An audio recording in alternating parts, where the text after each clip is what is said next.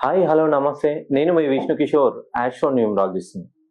ఎవరైతే తులా రాశిలో జన్మించారో, ఈ రాబోయే 2026 సంవత్సరం నుండి తులా రాశిలో జన్మించిన వాళ్ళకి మహా దర్జాగా కాలు మీద కాలేసుకొని కూర్చునే రాజయోగం లభించబోతుంది. మీరు తులా రాశిలో జన్మిస్తే మెయిన్‌గా స్వాతి నక్షత్రంలో జన్మించిన, విశాఖ నక్షత్రంలో జన్మించిన, చిత్తా నక్షత్రంలో జన్మించిన మీ పేరులో ఓవెల్స్ ప్లేసెస్ ఎన్నున్నాయో చెక్ చేసుకోండి. ఉదాహరణకి రాజు అనే పేరు తీసుకోండి. RAJU. సో ఆర్ అంటే ఒకటి, ఏ అంటే 2, జే అంటే 3వ స్థానం, యు అంటే 4వ స్థానం. బేసి స్థానాలలో ఓవెల్స్ లేవు.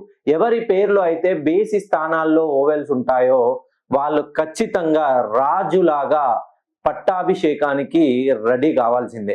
మీ పేరులో 1 గాని, 3 గాని, 5 గాని ఓవెల్స్ ఉన్నట్లయితే పంచభూతాలకి ఎంత పవర్ ఉంటుందో ఇంగ్లీష్ అక్షరాల్లోని హల్లులకి AEIOU ఈ అక్షరాలకు కూడా అంతే సమానమైనటువంటి పవర్స్ ఉంటాయి మన న్యూమరాలజీ ప్రకారం.